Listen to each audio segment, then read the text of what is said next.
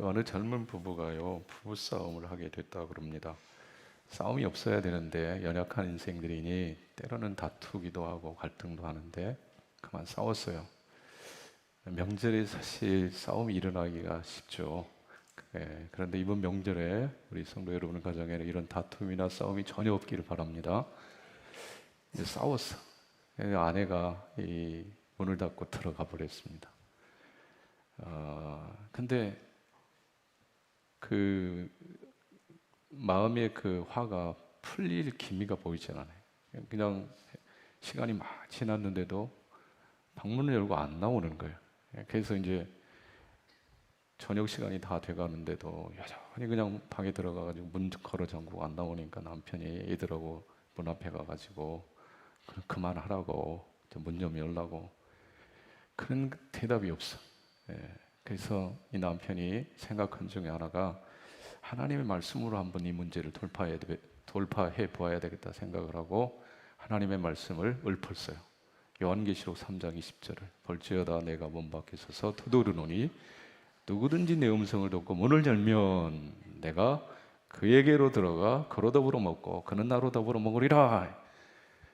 문이 열렸을까요? 안 열렸을까요? 여전히 문이 안 열렸어요. 문이 꽝 닫혀 있었어요. 그리고 아내에게 들려오는 한마디 말이 있었어요. 아내는 뭐라고 대꾸를 했을까요? 너희가 나를 떠나서는 아무것도 할 수 없느니라. 성경 말씀으로 대꾸를 했다 그럽니다. 근데 이 아내의 말 여러분 어떻게 이해를 해야 되죠? 너희가 나를 떠나서는 아무것도 할 수 없느니라. 나 건들면 국물도 없다. 그러니 항복해라. 이런 뜻이죠.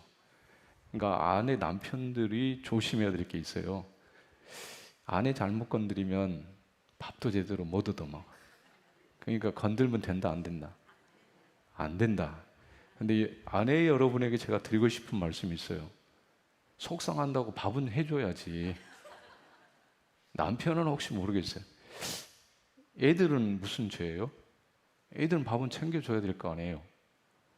화난다고 애들 밥까지 내팽개치는 그런 분들이 없기를 바라고 그냥 좀 했으면 문 열고 나와서 밥도 해주고 주 안에서 화목하게 지내는 것이 피차의 복인 줄로 믿습니다.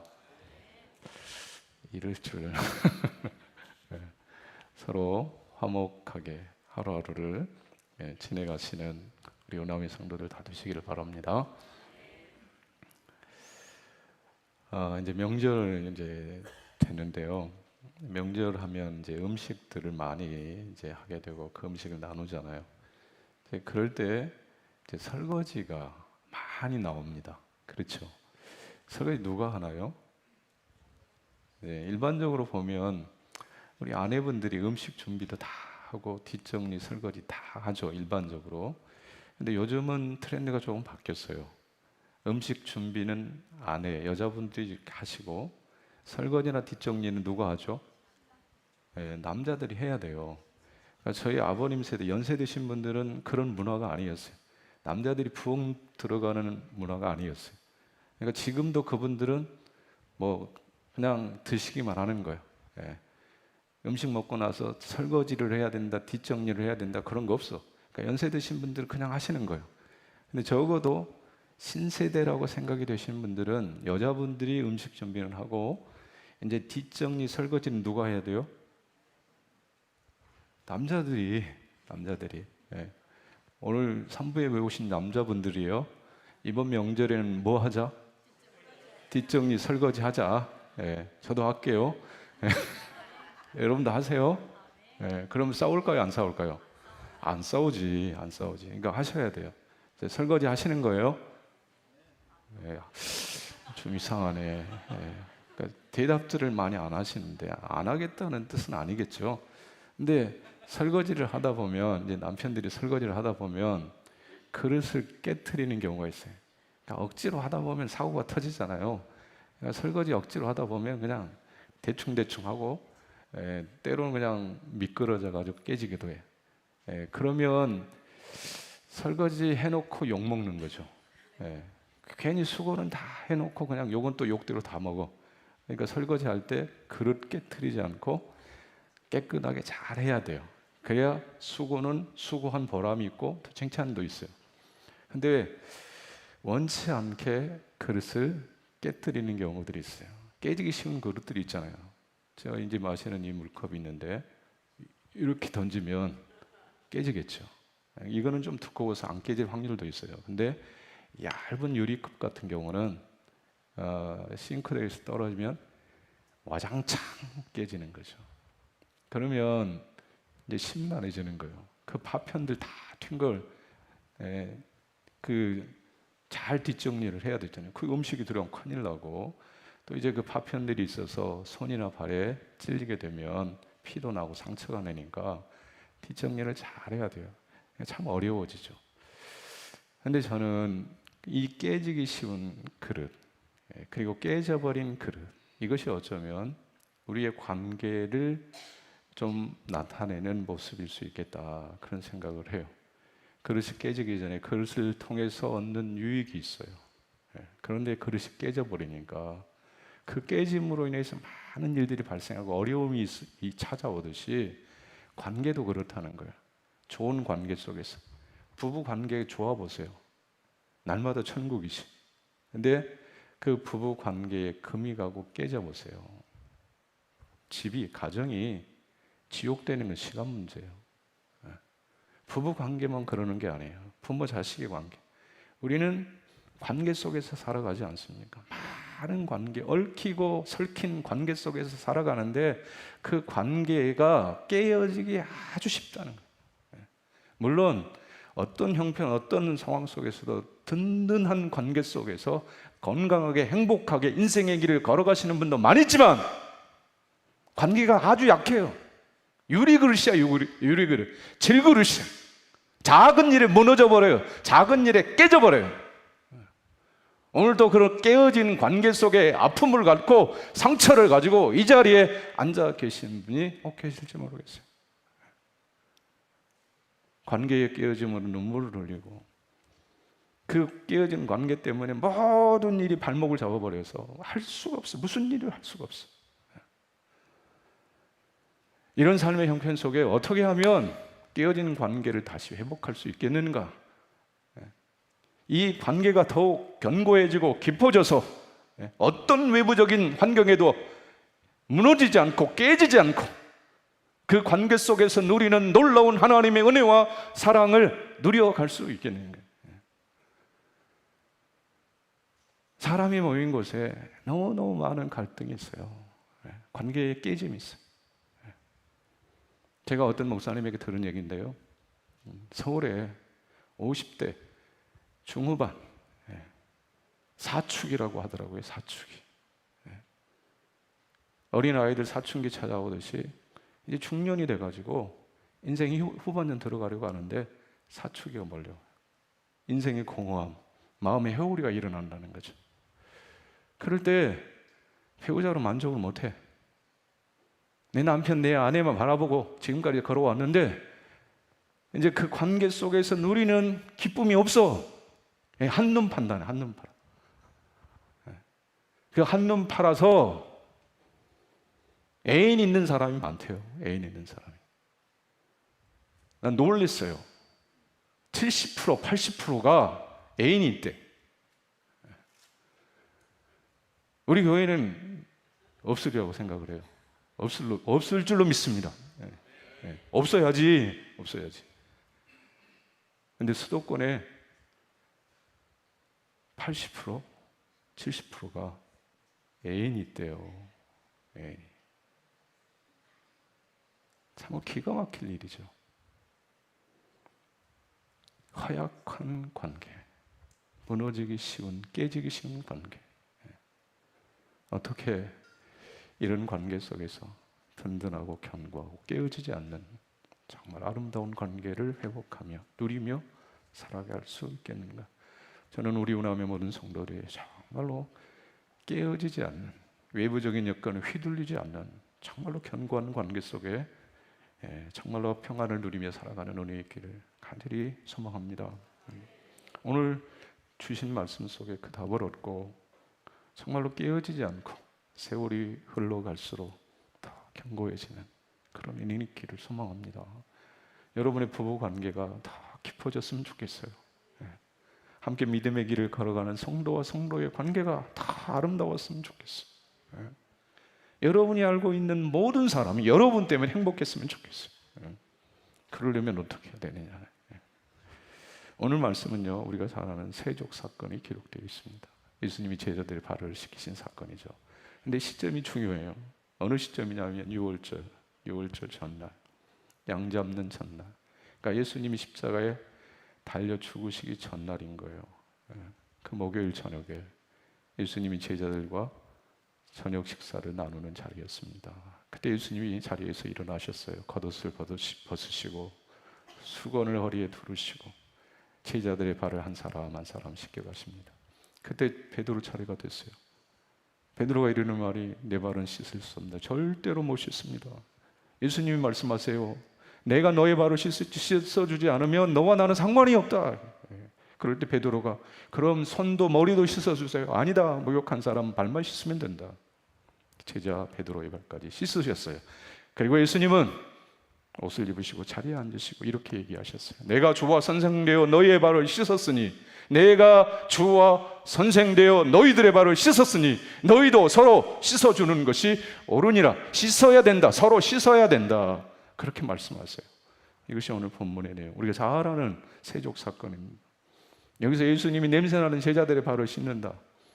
우리는 예수님이니까 뭐 당연하시지. 그렇게 하는 게 마땅하죠. 그렇게 생각할 수 있으나 한편 생각해 보면 예수님은 전능자시잖아요. 온 우주를 만드신 창조주시잖아요. 권세 높고 영화로우신 영광 가운데 계신 분이시잖아요. 그분이 제자들의 발을 씻는다. 당시 문화는 발 씻는 일은 종이 하는 일이었어요. 하인이 하는 일이었어요. 가장 낮은 자리에 있는 자가 하는 일이었어요. 그런데 어찌 전능자가 그런 일을 하신단 말입니까? 뿐만 아니라 지금 예수님이 제자들 발을 씻는 대상은 제자들이에요. 근데 그 제자들은요, 어떤 인생들인 줄 아세요? 사랑을 배신한 자들, 은혜를 배신한 배은망덕한 인생들. 배은망덕한 인생.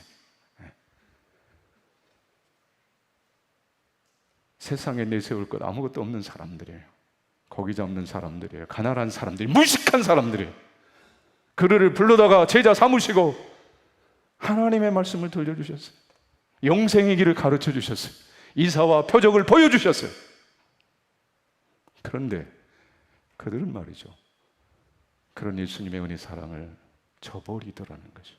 특별히 가룟 유다 은 30에 스승을 팔아 넘기잖아요. 그리고 수제자라고 하는 이 베드로, 예수님 면전에서 나는 당신을 모릅니다. 나사렛 예수를 나는 모릅니다. 자기 하나 살겠다고 면전에서 붙잡혀 체포되어 신문당하시는, 고난당하시는 선생님 앞에서 모른다고 부정해버린 이 나쁜 놈, 나쁜 인간. 예수님이 미리 다, 물론 다음 날이지만 예수님 다 아시잖아요. 너희들이 나를 팔 것이다. 네가 3번 나를 부인할 것이다. 여러분을 배신하고 여러분이 베푼 은혜와 사랑을 저버리는 인생을 위해서 그 저버린 사람의 발을 씻는다. 그 자리까지 내려가 굽신거린다. 사람으로 할 수 없는 일이죠. 그리고 앞서 말씀드린 대로 시점이 이 밤이 지나면 예수님은 체포되십니다. 고난의 길, 십자가의 길을 가셔야 합니다.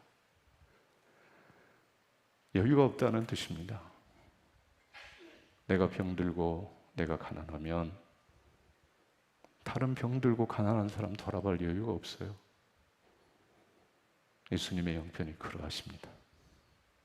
그런데 예수님은요, 몇 시간 후면 당신이 체포되고 무지막지한 군병들에 의해 온몸이 걸레처럼 찢겨지시는데 그럼에도 불구하고 겉옷을 벗으시고 냄새나는 제자들의 발을 한 사람 한 사람 사랑으로 씻으시더라는 거죠. 왜 그렇게 하시나? 왜 그렇게 하시나? 사랑 때문에. 하나님은 사랑이시라. 그리스도는 사랑이시라. 여러분, 우리는요 사랑이 아니에요. 인간의 속성은 죄가 있어요. 더러움이 있어요. 미움이 있어요. 그래서 사람이 하는 일은 악한 일이 많아요. 자기 본능대로 속성대로 살아가기 때문에. 예수님은 사랑이세요. 전능이세요. 자비세요. 긍휼이세요. 그러니 그분이 하시는 말은 사랑의 말이요, 그분이 행하신 일은 긍휼의 일인 거죠. 사랑으로 제자들의 발을 씻으신 거예요. 근데 그 사랑은 구체적으로 어떤 것을 말하는 거냐, 두 가지를 말씀을 드리려고 하는데, 하나는요, 이 제자들의 발을 씻어 주실 때에 이 제자들이 하나님과 바른 관계 속에 들어가고요, 그 바른 관계 속에서, 하나님과의 바른 관계 속에서 하나님이 주시는 은혜와 축복을 누릴 수 있기 때문에 그래요. 그래서 예수님 씻으신 거예요. 자, 오늘 본문 8절의 말씀, 8절의 말씀만 같이 한번 보시겠습니다. 베드로가 이르되 내 발을 절대로 씻지 못하시리라. 예수께서 대답하시되 내가 너를 씻어주지 아니하면 내가 너와 상관이 없느니라. 발을 씻어주지 않으면 나와 상관이, 관계가 없다, 이렇게 말씀하세요. 반대로 얘기하면 발을 씻으면 관계가 있다, 관계 속으로 들어간다는 말이 되겠죠. 근데 씻지 않으면 관계가 없다. 무슨 관계요? 무슨 관계? 이 상관이라고 하는 이 말은 함께할 분깃이라는 뜻이에요. 내가 너를 씻지 않으면 상관이 없다, 분깃이 없다. 분깃이 없다는 뜻은 아버지가 아들에게 유업으로, 유산으로 줄 것이 있다 없다라는 것을 얘기하는 거예요. 씻으면, 내가 너희들의 발을 씻으면 아버지께서 너희에게 주실 분깃이 있는, 분깃을 받을 수 있는 상속자가 된다. 그러나 내가 씻어주지 않으면 너희들은 하나님 아버지와의 관계 속에, 바른 관계 속에, 은혜의 관계 속에, 축복의 관계 속에 들어갈 수도 없고, 들어가지 못하면 하나님이 주신 은혜와 축복을 못 누린다는 거예요. 하나님 전능하신 하나님, 모든 것의 소유주 되시는 하나님, 그 하나님과 관계로 들어가면 그 하나님이 주신 은혜가 있다는 거예요. 축복이 있다는 거예요. 이거는 별로 좋은 예는 아니지만, 여러분, 용산에 거하시는 대통령, 그분에게는 자녀가 없어요. 대신에 반려견과 반려묘가 많다고 들었어요. 몇 마리인지는 잘 모르겠어요. 근데 하나는 많아. 이번에 무슨 추석 인사하면서도 개들을 데리고 인사를 했다고 하던데, 그 개들이 지금 어디 살아요? 여러분 용산 가보셨나요? 그 용산 구경 가보신 분, 혹시 초대장이라도 받으신 분? 대통령의 초대를 받고 대통령과 함께 식사를 하면서 얘기를 나누고 그 사진이 있다. 그러면 여러분 유명인사 되는 거잖아요.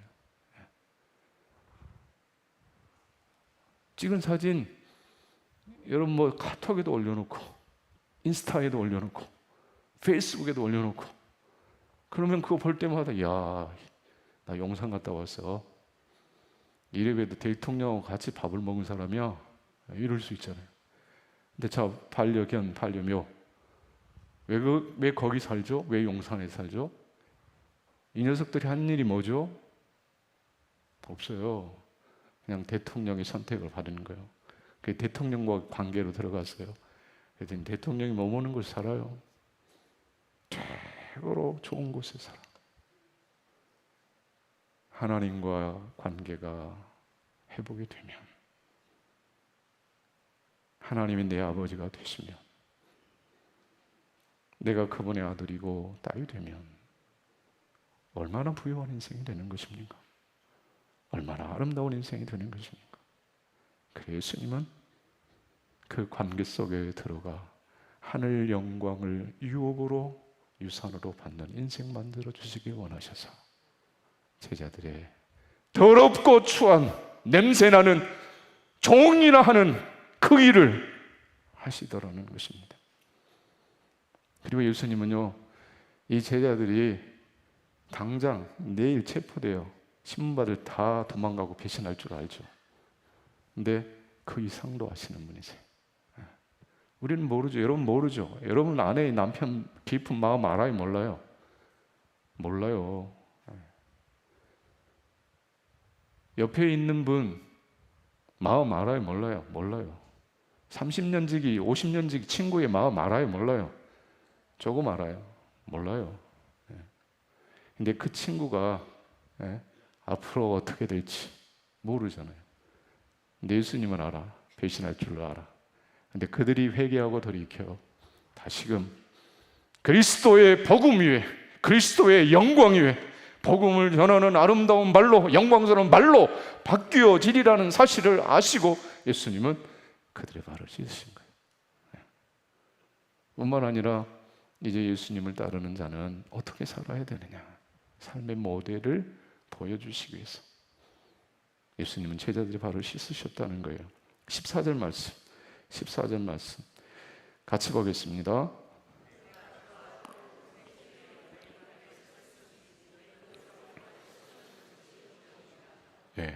여러분, 세상을 어떻게 살아야 돼요? 세상을 어떻게 살아야 돼요? 그냥 막 살면 됩니까? 생각나는 대로, 여러분 본능대로, 충동대로 살면 되는 건가요? 그렇지 않아요. 그렇게 살면 안 됩니다. 그럼 어떻게 살아요? 예수님처럼 사셔야 돼요. 우리 삶의 모델,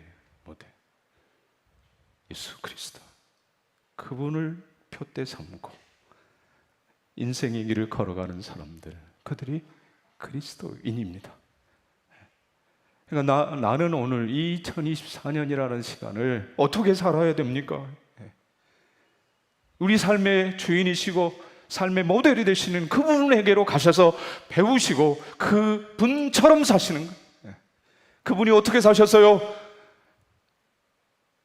허리에 수건을 두르시고 종이요 노예가 하는 그 일, 제자들의 냄새나는 발을 씻는 그 일, 섬김의 일, 그 일을 하셨어요. 허물을 감싸주는 그 일을 하셨어요. 더러움을 씻어주는 그 일을 하셨어요. 그 일을 오늘 그리스도인 된 우리가 해야 되는 일이라는 것입니다. 우리는 예수처럼 살아야 돼요. 작은 예수처럼 사랑하는 사람들, 그들이 그리스도인이에요. 서로 씻으며 섬기며 사랑하며 사는 사람들, 그들이 그리스도인이에요. 그래서 예수님이 세 계명을 주신다고 그랬어요. 요한복음 13장 34절. 자, 같이 보실래요? 세 계명을 너희에게 주노니 서로 사랑하라. 내가 너희를 사랑한 것 같이 너희도 서로 사랑하라. 너희가 서로 사랑하면 이로써 모든 사람이 너희가 내 제자인 줄 알리라. 아멘. 여러분, 제자됨의 아주 분명한 증거, 그것은 뭐냐면 사랑입니다. 주일날 성경책 옆구리에 끼고 교회에 오는 것, 그것도 제자됨의 한 증거가 될 수 있겠지만 그거 가지고는 부족하다는 거예요. 사랑, 씻어주는 사랑, 덮어주는 사랑, 감싸주는 사랑. 나는 그런 거 필요 없어요. 나 씻어주지 않아도 돼요. 나 덮어주지 않아도 돼요. 그럴 인생이 없습니다. 다 씻음이 필요해요. 다 용서가 필요하다는 것입니다. 다 덮어줌이 필요한 존재라는 것입니다. 다 연약하기 때문입니다. 죄성을 가지고 살아가기 때문에 그렇습니다. 예수님의 사람들은 예수님을 모델 삼고 그분이 살아가신 것처럼 살아가는 사람들입니다. 그 예수님은 씻음으로, 십자가에 흘리신 보혈로 더럽고 추한 모든 죄를 씻어 하나님과 원수되어 하나님의 진노와 징벌을 받을 수밖에 없는 인생들을 하나님과 아들의 관계로, 자녀의 관계로 들어가게 하심으로 하늘 축복을 누리게 하시는 분, 그분이 바로 예수 그리스도이십니다. 에베소서 2장 14절부터 18절 이렇게 말씀하고 있습니다. 같이 보겠습니다. 그는 우리의 화평이신지라 둘로 하나를 만드사 원수된 것 곧 중간에 막힌 담을 자기 육체로 하시고 법조문으로 된 계명의 율법을 폐하셨으니 이는 이 둘로 자기 안에서 한 세 사람을 지어 화평하게 하시고 또 십자가로 이 둘을 한 몸으로 하나님과 화목하게 하려 하심이라. 원수된 것을 십자가로 소멸하시고 또 오셔서 먼 데 있는 너희에게 평안을 전하시고 가까운 데 있는 자들에게 평안을 전하셨으니 이는 그로 말미암아 우리 둘이 한 성령 안에서 아버지께 나아감을 얻게 하려 하심이라. 아멘. 금요 기도에도 제가 좀 말씀을 나눴어요. 하나님과 우리 사이 죄악이 가로막아 버렸어요. 죄악의 깊은 골이 패여 버렸어요. 그러니 하나님의 부유하심, 그 영광, 자비, 인애가 우리에게 못 와요. 그러니까 우리는 비참한 인생이 되어버렸어요.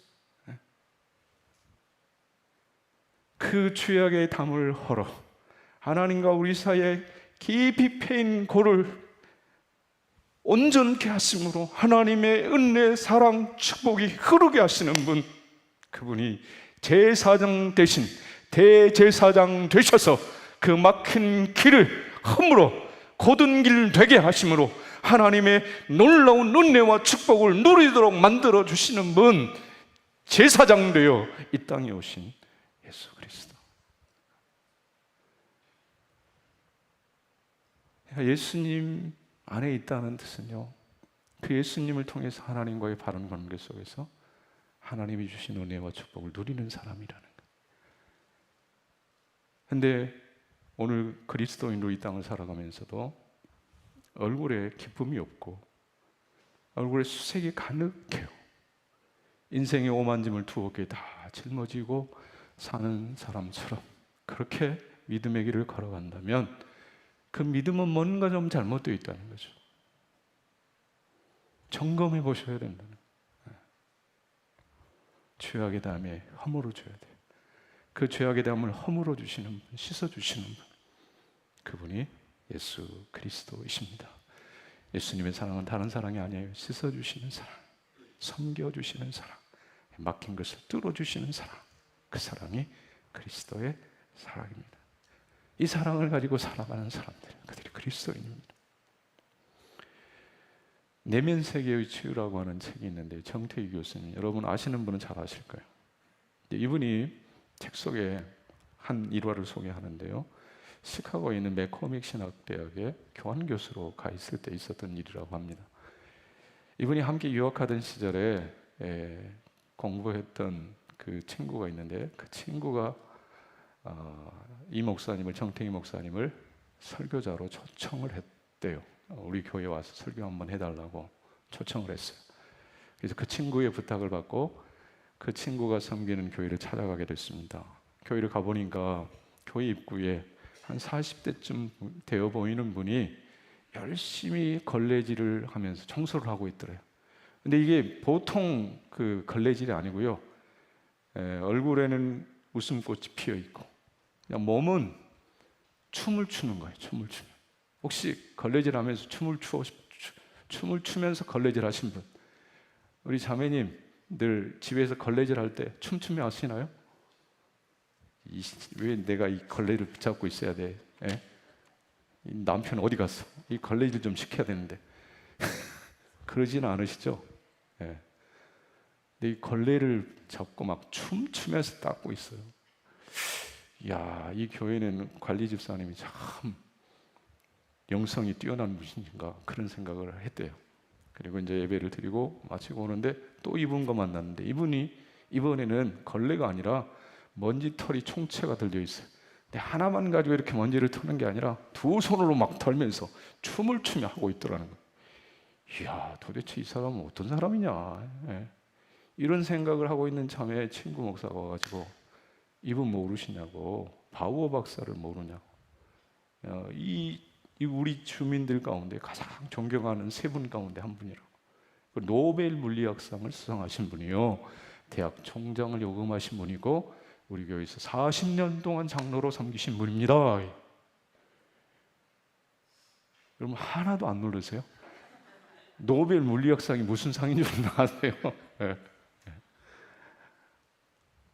그런 분이 교회 관리 집사처럼 충성하고 있으니까 도대체 무슨 일인가, 이분과 대화하고 싶은 그런 생각이 들었어요. 그래서 그날 돌아가야 되는데, 그 예배 마쳤으니까 돌아가야 되는데 돌아가려고 돌아가질 않고 이 장로님을 초대를 해서 이제 얘기를 하게 됐어. 이제 먼저 이분이 몇 세로 보인다고 그랬어요? 40대로 보인다 그랬죠. 근데 실제 나이가 어느 정도인 줄 아세요? 70, 좀 더 쓰세요. 81. 81 되신 분이 40대처럼 춤을 추면서 걸레질을 하고 먼지털이를 하고 있더라는 거예요. 그러니까 여러분 혹시 40년 젊게 사시려면 어떻게 하시면 되겠어요? 제가 걸레는 준비해 놓을게요. 걸레 가지시고 교회 구석구석을 기쁜 마음으로 하셔야지. 뭘 내가 이 걸레질을 하고 있어요. 이렇게 하시면 안 되고 기쁜 마음으로 걸레질을 하고 먼지를 터시면 40년, 혹시 40년은 안 되더라도 그 절반 20년은 젊게 보일지 몰라요. 혹시 이제 나는 좀 해봐야 되겠다 하시는 분들은 예배 끝나고 저에게 오시면 돼요. 근데 얘기를 했어요. 도대체 장로님, 그렇게 젊게 사시는 비결, 노벨 물리학상을 수상하신 비결이 뭡니까? 이분이 하시는 말이 이거예요. 내 마음 안에 있는 내가 만난 예수님이 그렇게 만들었지요. 내가 만난 예수님이 나를 그렇게 만들었지. 이 이제 정태기 교수님이 하는 얘기가, 한 권사님이 있었대요. 같이 신방을 가는데 이 권사님은 이 마음에 이런 것 얼굴에 그냥 그대로 드러나요. 기분 좋으면 금방 그냥 하호 했다가 또 그냥 하면 그냥 죽을 상이야. 그러니까 이 목사님이, 예수님이 이제 권사님 이 왔다 갔다 하시는 권사님 양아 있어. 예수님이 들어오셨네요. 굉장히 울상이면 예수님이 또 나가셔 버렸네요. 뭐 이럴 정도였다. 그러니까 예수님이 내 안에 들어오면, 나를 만나 주시면 평안이 있는 거예요. 기쁨이 있는 거예요. 다른 이유가 없었어요. 이 장로님이 이제 40년 젊게 보이는데 무슨 운동이라도 하세요? 운동 없어요. 이 교회까지 어느 정도 걸리냐면 15분 정도 걸리는데, 15분 정도 집에서 교회까지 걸리는데 이 교회 와서 2시간 동안 열심히 청소하고 다시 걸어서 집으로 가는 것, 그게 전부래요. 먹는 건 뭐냐? 아침에 빵 2조각, 점심에 오트밀 1그릇, 저녁에 아무거나 조금. 그게 건강에 비해. 우리처럼 영양제 그냥 한 주먹씩 그냥 지워 삼켜야 건강한 게 아니고, 예수님이 은혜를 주시면, 씻겨주심의 은총을 받게 되면 건강해진다는 거예요. 여러분은 아멘을 안 하셔도 이 말씀은 진리입니다. 섬기면, 씻음의 은총을 덧입고 주님의 사랑으로 섬기고 씻으며 나아가면 40년 젊게 살고요, 정말 생각지 못한 놀라운 하나님의 역사를 이루는 인생이 되더라는 거죠. 사랑하는 우아의 성도 여러분, 저는 앞서 설교를 시작하면서 우리는 관계 속에서 살아가는데 그 관계에 어려움이 참 많다. 부서지기 쉬운, 깨져버리기 쉬운 유리거루처럼, 외줄타기를 하는 것처럼 미태한 관계 속에 살아가는 일이 많다. 부서져버리고 깨어진 관계 속에 가슴앓이를 하며 아파하며 살아가시는 분도 많다. 어떻게 하면 되나요? 어떻게 하면 됩니까? 참으면 됩니까? 노력하면 됩니까? 안 됩니다. 더럽고 추한 발을 씻어주시는 예수에게로 가야 돼요. 우리는요, 발은 날마다 씻어야 되잖아요. 목욕했다고 그래서 날마다 발을 안 씻으면 안 돼요. 더러워져요. 때가 묻어요. 먼지가 묻어요. 그러니 우리는 늘 발을 씻어야 돼요. 발을 씻는다는 뜻은 죄를 지울 수밖에 없고 그 죄를 돌이키는 회개하는 자리까지 나아가야 된다라는 것입니다. 예수님의 씻어주시는 은혜가 필요한 존재들, 날마다 회개의 자리로 달려갈 수밖에 없는 존재들이라고 하는 사실입니다. 그 은혜를 덧입어야 돼요. 그 사랑을 덧입어야 돼요. 씻음의 은혜를 입어야 돼요. 그리고 한 걸음 더 나가셔서 그렇게 씻어주시는 은혜를 경험하면 함께 더불어 살아가는 아내와 남편, 부모님, 자녀의 더러운 발도, 냄새나는 발도 씻을 수 있는 거예요. 그럴 때 관계가 견고해지고 든든해지는 줄로 믿습니다. 여러분, 씻으실 수 있기를 바라요. 먼저 주 앞에 달려가 씻음받는 은혜를 덧입기를 바랍니다. 더불어 씻어 주셔야 돼. 씻어 주셔야 돼. 섬기셔야 돼. 그 씻는단 말은요, 덮는단 말이 용서한단 말이. 여러분의 마음에 아픔을 줬어요. 상처를 줬어요. 두 눈에 뜨거운 피눈물을 쏟게 했어요. 그래도 어떻게 해야 되느냐? 씻어야 돼요. 용서해야 돼요. 싸매야 돼요. 씻는다는 뜻은 세운다는 뜻, 세운다는 뜻, 축복한다는 뜻이. 주님이 우리를 씻어 하나님과의 관계 속에 하늘 은총 영광 누리는 인생 만들어 주셨듯이 우리가 씻는다는 뜻은 축복한다는 뜻입니다. 격려한다는 뜻입니다. 세워준다는 뜻입니다. 이번 추석 때 성도 여러분 이렇게 한번 해보시지 않으실래요? 주님이 거룩하신 그 엄유하신 주님이 옷을 벗고 수건을 두르고 제자들의 발을 씻으시듯이 우리도 한번 씻어보시지 않으실래요? 관계 속에 있는 여러분을 만나는 사람들 한번 씻어주시지 않으실래요? 용서해 주시지 않으실래요? 감싸 주시지 않으실래요? 격려 한번 해 주시지 않으실래요?